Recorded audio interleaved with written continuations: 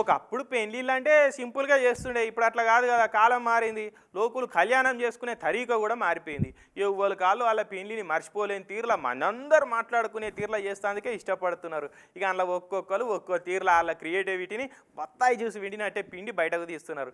అట్లా ఒకరి పెళ్లి పత్రిక మనకు అంటబడ్డది. వాళ్ళు అంటే వాడడం వల్ల కళ్ళు మండేటట్టు ఉన్నది ఇప్పుడు అది. చాలా సీరియస్గా ఇది యాపిల్ మ్యాక్ బుక్ ల్యాప్టాప్ అనుకుంటురేమో. అట్లా అనుకుంటే పొరపాటే సుమి, మొత్తం చూడురి మీకే తెలుస్తుంది.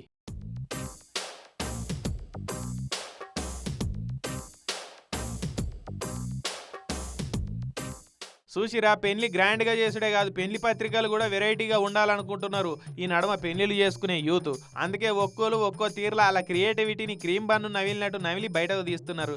అట్లనే తమిళనాడు ధర్మపురిలో డిఎస్పీ కొలువు చేస్తున్న మనోజ్ కుమార్ బ్రో కూడా అలా పెళ్లి పత్రికలను ఎవ్వలి ఊహకందని తీరులో డిజైన్ చేయించిండు.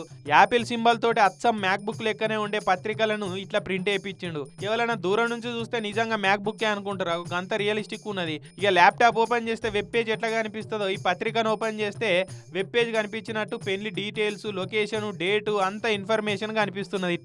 ఇక కొన్ని తీరులో ఇట్లా డిజైన్ కొట్టిపిస్తే ఇంకొన్ని ఏమో న్యూస్ పేపర్, మ్యాగజైన్లో అడ్వర్టైజ్ ఇచ్చినట్టుగా కూడా కొట్టించారు. ఇక వాళ్ళ పెళ్లి గురించి పేపర్ల స్టోరీ వచ్చినట్టు దాంట్లో పెళ్లి డీటెయిల్స్ అన్ని ప్రింట్ చేసిరు. ఇట్లా డిఎస్పీ మనోజ్ అన్న క్రియేటివిటీని చూసి నెటిజన్లు అంతా ఫిదా అయిపోతారు. ఎట్లా బ్రో ఇంత క్రియేటివిటీ, నువ్వు సినిమా డైరెక్టర్ కావాల్సింది పోలీస్ అయినవా అని చెప్పి ఇక మస్తు తీరుల కామెంట్లు చేయబట్టిరు. ఇక